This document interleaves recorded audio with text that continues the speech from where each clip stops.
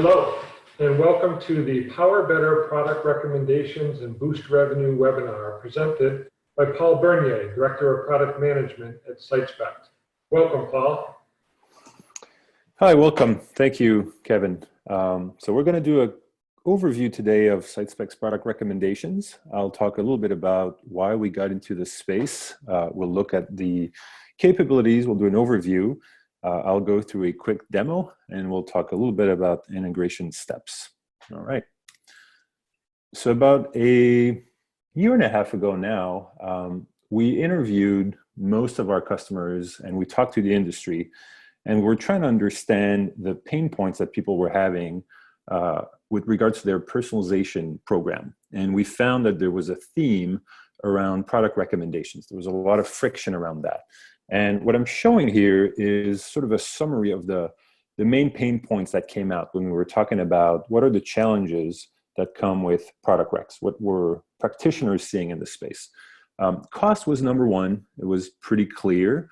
The price point that's been put on product recommendations by sort of the big players today is seen as being too high. So that's a big challenge. There isn't necessarily the correct equation between the price point and the revenue associated with it. The second piece that comes with that is a lack of visibility in terms of what exactly is the return on product recommendations. It is one thing to be able to see people who actually interacted with product recommendations, what did they end up purchasing at the end of the day? It is something else to be able to say, what if you did not have product recs versus no product recommendations? What is the actual return there? And if you want to answer that question, you need to essentially pair your product recommendations engine or provider with an A/B testing platform. And that's a capability that on its own, a product recommendation engine, from what we're hearing, falls short. And so SiteSpect, for example, we're an A/B testing platform, we're a personalization platform, we're now having product recommendations. The ability to test A/B test recommendations is something that we've provided for a long time with any sorts of vendors out there. Another piece we saw that was problematic is the need for accurate data to feed the recommendation engine. You need accurate past behaviors, you need accurate in-session behaviors to be fed into your model to be able to produce quality recommendations.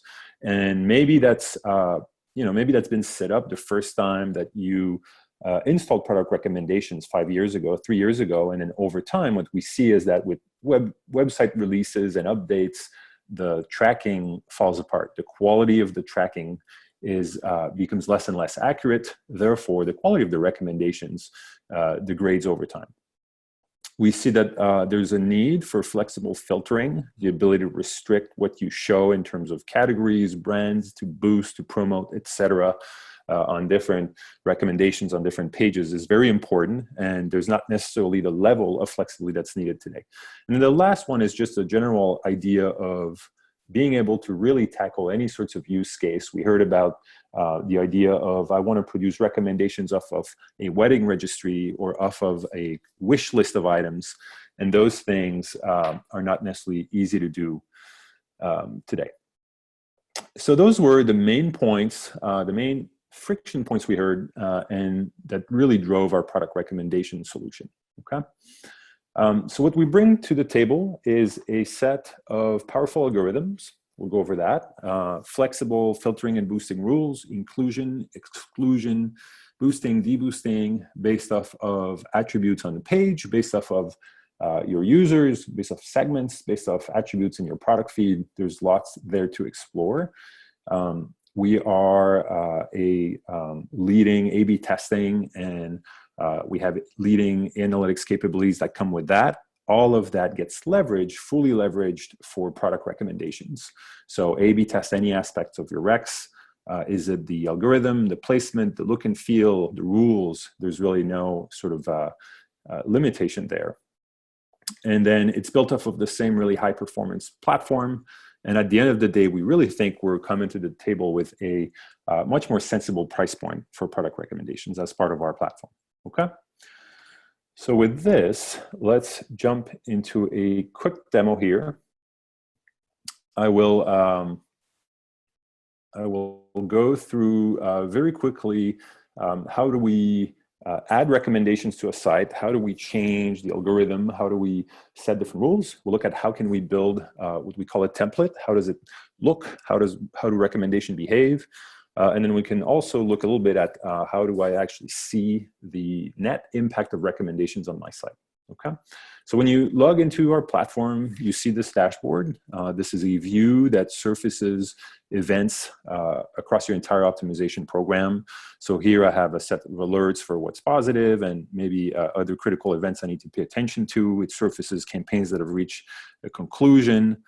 And what I want to do is if I want to create a new campaign here, I have these different tracks. So I can do an A/B test. I can do a multivariate test if I want to test combinations of variations. I can do a personalization campaign if I want to show a certain experience to a group of user. And now I can add, essentially, I can create a recommendation campaign, which is product recs. With that comes a recommendation template. The template is really what we use to determine how the recommendation will look like, how they behave. The campaign is what we use to inject that on the page and configure it. So let's look at a quick example here.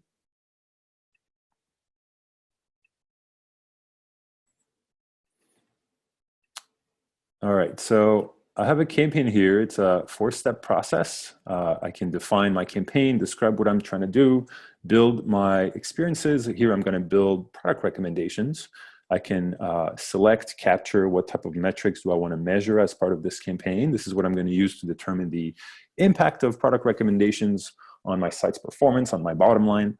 And if I want to include, exclude any audiences from these recommendations, I can do that as well. Okay, so I've named my campaign. I could describe it. That's good. We're going to jump here to variations. So what I want to do here, I'm going to launch a preview session. This is a tool that allows me to see exactly what I'm building and to review, QA, anything before it goes live. So what I'm trying to do is inject a set of recommendations right above the ratings and reviews here, below the nutritional information. So I'm going to preview my recommendations.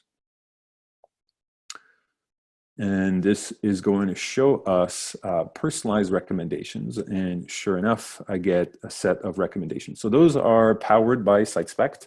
What we've done is we've been collecting data off of this website for 30, 60 days. We're now able to query our engine and ask for recommendation for a given user. Right now, this is personalized, which means it's based off my history as a user, both past behaviors as well as in session. There's a lot of different behaviors that we look at. We look at products that a user looks at categories that are viewed. We'll look at interactions such as sharing or rating positively. We obviously look at purchases. So there's a set of behaviors that are considered and factored when producing recommendations. Okay, so here I can click around. I can make sure that product recommendations are behaving the way I want them to behave in my preview session here. And when everything looks good, I can push this campaign to go live. So that's kind of the premise for how we approach recommendations here. How did I build this? There's a couple steps. First, I need to set up the triggers. So the triggers are what will determine on what page or what pages are we going to add recommendations on. I used a simple URL pattern here. I could have used anything that appears in the source of my page or parameter. There's a number of different attributes I can use with rules and patterns to determine where and where am I showing recommendations. Okay, so once you have that, you can configure the recommendations themselves. I have a page type here. You can see sort of a set of defaults, category list, favorites, home, product details, search results, shopping cart, and there's of course any other scenario. These just really provide you with an easy starting point. But you can go and add recommendations to any sorts of scenario here. So I've picked product detail. I have shown you personalized very quickly. Personalized is what we call a user-to-user type recommendations. It is comparing sort of my behaviors against the behaviors of other users. If I were to pick people also like, this would be more of an item-to-item type recommendations where this is useful if you're looking at a specific product. What are other products that people ultimately purchase when looking at a certain product. Complementary is useful for shopping carts. Say you have 3 items in your cart. What do we think would be the 4th item that you're likely to buy based off of that? Also could be used for any other list, like a wish list, etc. And then popular is exactly what it says.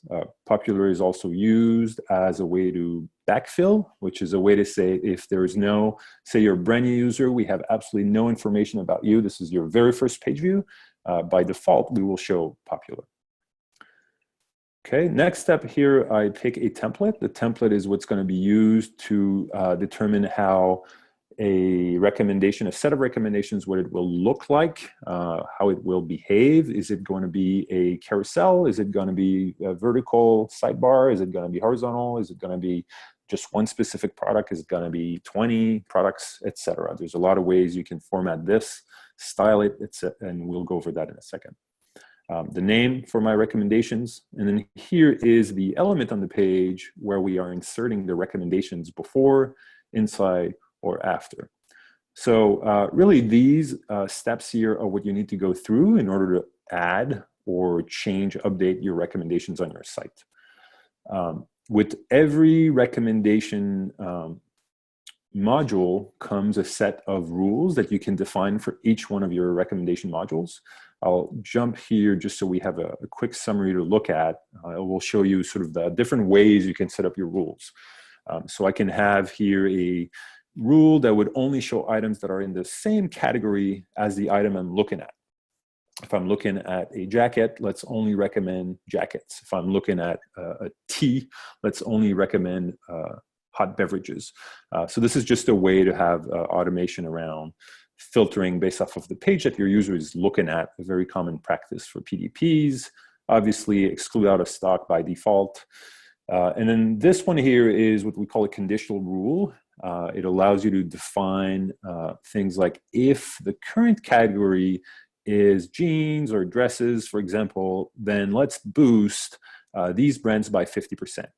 So you can really do a combination of sort of general rules that always apply and rules that are conditional off of what your users are looking at or off of other attributes, really. So you can do that for really any one recommendation. All right, so I have one recommendation here. We've previewed it. We could put it live.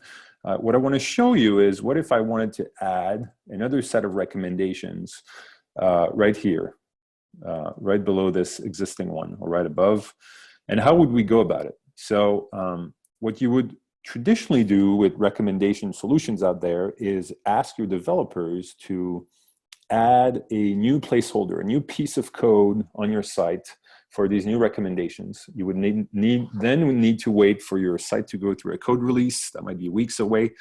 And then you need to configure your recommendation tool to push recommendations into this new placeholder you've put on your site. That's typically the cycle we see. So here, within SiteSpect, the control panel I have here, I can just copy this one here. I'm going to rename it to people also like. And I'm going to change this algorithm. I'm going to change this heading as well. And I've put it before. So I'm going to preview it. And sure enough, we end up here with two sets of recommendations, the just for you, which are personalized, and the people also like. Okay, so this is a critical piece of the flexibility that comes with our platform. Just think about the flexibility that gives you to add, to change, to add to only certain categories, but not others, to change the format it looks like. Let's add it to a sidebar on our category pages. There's a lot you can do here in terms of just being very agile in terms of product recs without the need to go through full development cycles every single time, okay? So next here, I can select the various metrics I want to collect. There's a lot in here. You could include up to 100 different metrics per campaign to measure all sorts of behaviors. We obviously look at purchases, but we look at a lot of different capabilities as well. And then lastly, if you wanted to include or exclude users from your recommendations, you could use these audiences. I might want to exclude smartphones from this particular set of recommendations and maybe create another one just for the mobile view, for example. So you've got a set of audiences and you can define your own. All right, so one last piece here is the template. So templates live in a different area of the product. And if we go there, we can sort of see how that works. So templates are really a combination of HTML, CSS, and JavaScript code. It allows you to really format the structure. How is this going to be rendered like? And it allows you to pull attributes from your product feed. So here on the right, I have all the attributes from my catalog that I can reference back into my template. So this is more of a front-end developer tool, but gives you full flexibility to really build your recommendations however you want them to look and behave. And once again, you can preview everything before it goes live, make sure everything looks and behave accurately on your site, and then you can use it for all sorts of recommendations. Okay, so that's the template piece.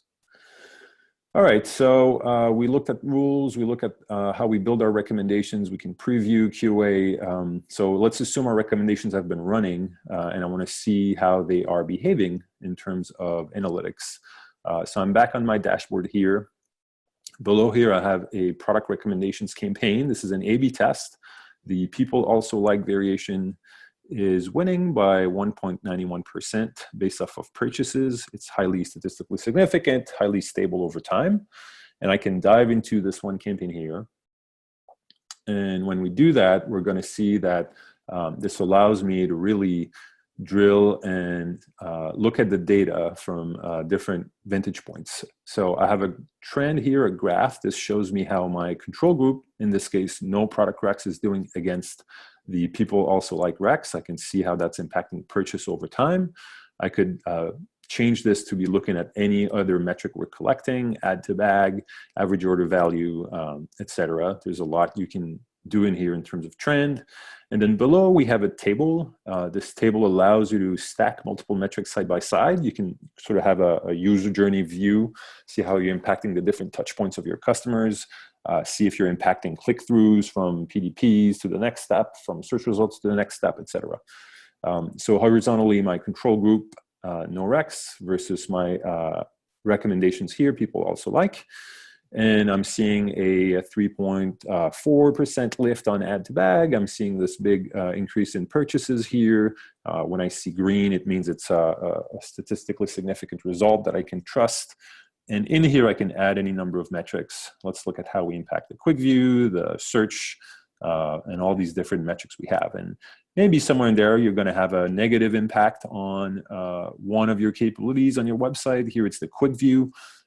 So, okay, all sorts of learning. You know, it's great to learn that you're having a positive impact on purchases. It's also really, really great to know what's happening. How are you impacting the experience so you can even improve it further? So this could be, you know, maybe a point of data to dictate that we should iterate. Let's run another test. Let's remove quick view. Let's see if product recs sort of render the quick view functionality less relevant, or really any sorts of scenarios you can think of. We can obviously segment, have a set of quick segments here, geo and mobile-based devices. I can create any sorts of segments here. And so once again, this report here allows you to really dive in and understand the impacts of your recs. Note that you don't need to test your recs. You can absolutely run them to 100% of your traffic, and that is absolutely okay, but we expect that there's a need here to really be able to A/B test and iterate quickly. Okay. So what does it take to go to have recommendations working in the SiteSpect platform? I'll go back here and we'll share a couple of steps. Essentially, we have 4 steps. The first one is about getting a product feed. So the product feed here, we've modeled after the Google Merchant feed, which we've seen most retailers already have one. So pretty standard, and we're pretty flexible with it. So there's a feed that needs to be exposed, and it needs to be refreshed periodically as often as you need, and we will re-ingest it as often as needed and update all the product attributes. Second, we just need to make sure we've got alignment between the site and the feed. If your website says that this product is in this category. We expect the feed to say the same thing. Third, we need to set up user behavior tracking.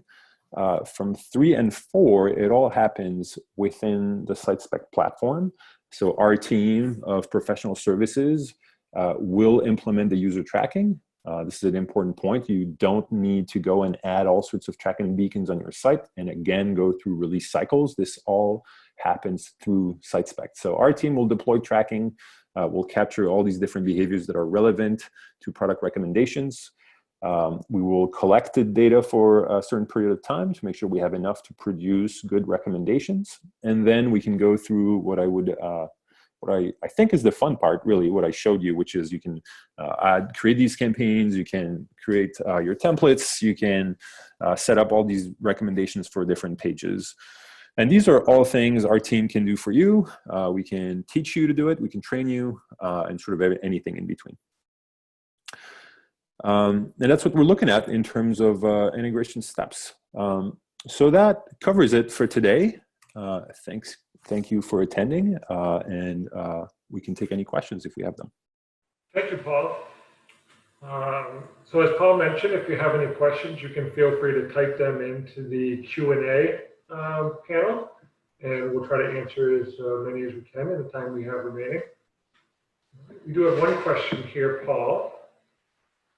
Basically, they want to know what they can show for personalized recommendations for new users. Yeah, okay. So personalized recommendations, essentially, it builds a user profile over time. So this is a combination of past visits, past sessions, and current visit. So this becomes important if you have a brand new user and it's the very first page view, there's no data at all about this user, then we will essentially backfill with most popular items. This could also be configured to be most recent, but essentially it's this concept of backfilling if there's absolutely nothing about your users. Yep.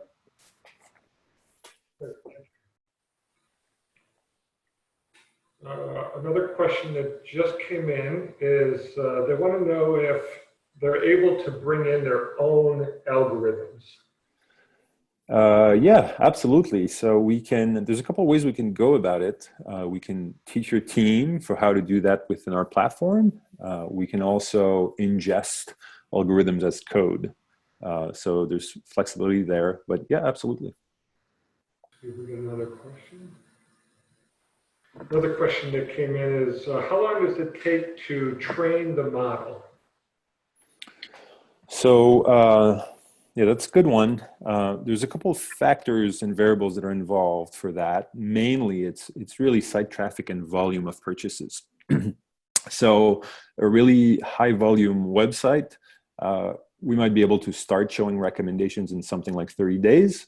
A site with much lower volume and might need 90 days. So it's variable. And it's really based on volume. With that said, we have the ability to, if we want to speed up this process, there's a way to ingest historical data as well to solve for what's called the cold start problem here. Great, thank you.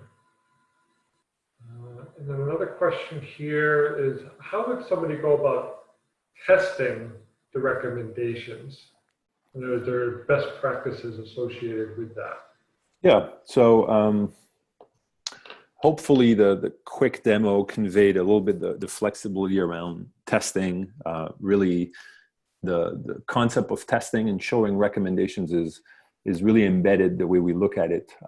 So I would recommend to start sort of broad. What are the pages where you think recommendations would be valuable? The go-tos are the PDP, product detail page, item, sort of a people also like on PDP, personalized on category, personalized on homepage, complementary on shopping cart. Sort of identify at a high level what pages should we add this on, and I would start there and test that. A second step would be to iterate. Are there any rules, business rules we think we need for these recommendations? And this is a balance. You know, there's a lot of theory here around how the engine it actually does its job pretty well, and you may not want to override the engine too much with rules. So you definitely want to test rules. Merchandisers will want to obviously set up a lot of business rules, and I recommend that you test those. And then you can also test which algorithm is the most effective, and so sort of walk through that. And for every one of these test iterations, obviously look at revenue, but also look at your different user behaviors, look at the funnel. How are you trying to push your users from point A to point B, and are you helping them go through these different stages of the conversion cycle with product recs? So that's kind of how I would look at it here. Right. Another question that came in was around the different types of product recommendations, like complementary items or items people purchase like this. What are some of the ones that people can use with our tool? Yeah, so we're focusing on personalized, which is really looking at a user's history and what they do within the session up to the moment. So that's personalized recommendations. We're also looking at people also like, which can also be used to do similar items, or you may also be interested in. They're all different flavors of the same fundamental algorithm. And then we have complementary, which is given a set of items on a shopping cart, what is the other item we think you're likely to purchase? And then there's, if you just wanted to show popular or things like that. All of these algorithms, they're all optimizing for purchase, really. And that's an important distinction. Some of these tools will say, well, this is only co-view or co-added to cart. And research shows that these are important indicators, and these are indicators that we capture and we use, but ultimately it's optimized for purchases.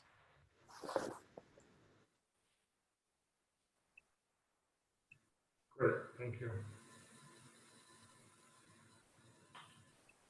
So we'll see if we have any more questions come in.